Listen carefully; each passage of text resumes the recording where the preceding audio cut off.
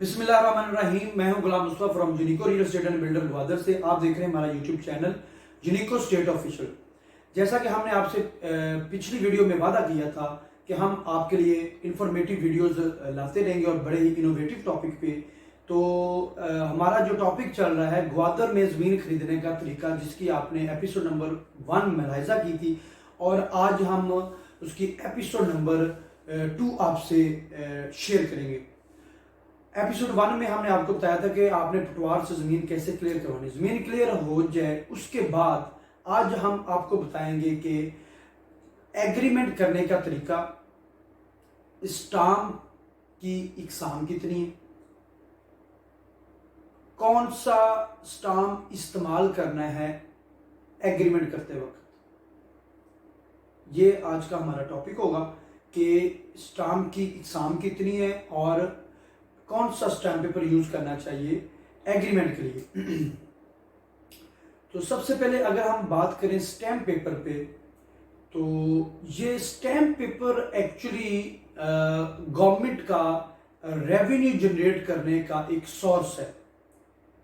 Revenue generate करने का एक सोर्स है ताकि लोगों से रेवेन्यू जनरेट किया जाए और उससे गवर्नमेंट चलाई जाए। इसका अगर हम डेप्थ में जाएं तो इसका जो ओरिजिन है, ये स्टार्ट कहां से हुआ। ये इसका ओरिजिन एक्चुअली स्पेनिश है। ये सबसे पहले स्पेन में स्टार्ट हुआ।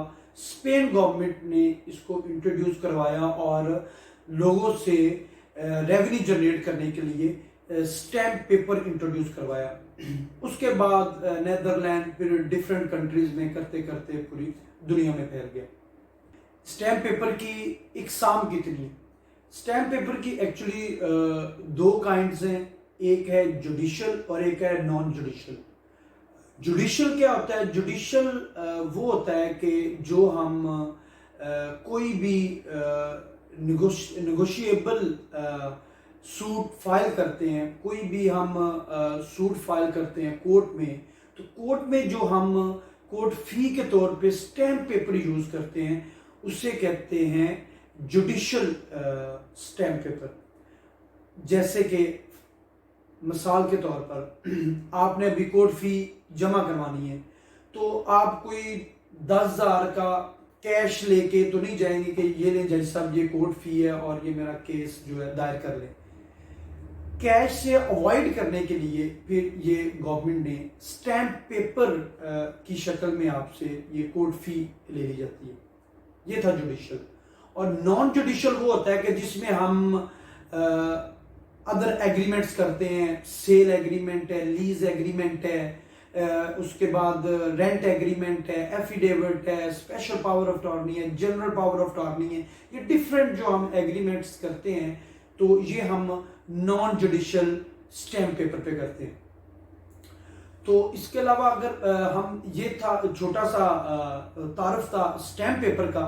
तो अभी हम आपको बताएंगे कि एग्रीमेंट करते वक्त कौन सा स्टैम्प पेपर यूज करना चाहिए। जैसे कि हम ग्वादर में, तो ग्वादर की अगर बात करें, आप कोई 2 करोड़ की जमीन बाय करते हैं, 2 करोड़ की जमीन बाय करते हैं और 2 करोड़ की जमीन बाय करके आप जाते हैं 100 रुपए वाला स्टाम्प पेपर लेते हैं, उस पर एग्रीमेंट कर लेते हैं, तो ये कानून की नजर में एक्सेप्टेबल नहीं है।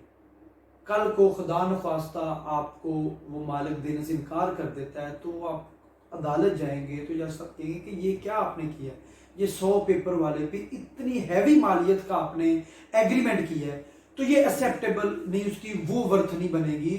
जिसके अल्टरनेट अगर आपने प्रॉपर स्ट्रॉन्ग एग्रीमेंट करना है, तो आप खजाना ब्रांच से जाकर, ग्वादर में चूंकि खजाना ब्रांच से निकलता है, जैसे पंजाब में हमारे ई स्टैंपिंग आ चुकी है, तो इधर ग्वादर में खजाना ब्रांच से जाकर आप 1250 वाला जो है रजिस्टर्ड 1250 वाला आप स्टैम्प पेपर लेंगे, और जिस स्टैम्प पेपर आप ले लेंगे आपकी स्टैम्प ड्यूटी पे हुई है, और उसके बाद आप एग्रीमेंट करेंगे। एग्रीमेंट के बाद आपको इसको रजिस्टर्ड करवाना चाहिए। सब रजिस्ट्रार के ऑफिस में जाकर रजिस्टर्ड करवाएंगे, जिसकी रजिस्ट्रेशन फीस होगी, तो आपका प्रॉपर रजिस्टर्ड एग्रीमेंट हो जाएगा।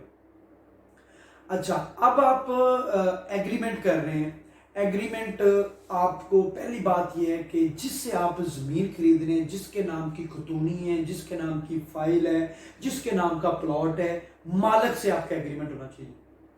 इसके अल्टरनेट हमारी मार्केट में प्रैक्टिस चलती है कि हम दूसरे बंदे से एग्रीमेंट करते हैं। तो दूसरे बंदे से अगर आप एग्रीमेंट करते हैं तो उस बंदे का एग्रीमेंट अगर मालिक से है तो आप एग्रीमेंट पे फिर एग्रीमेंट कर सकते हैं, और वो वाला एग्रीमेंट फिर आप साथ स्टेपल करें, उससे साथ फोटोकॉपी स्टेपल करें और फिर आप उससे एग्रीमेंट कर लें।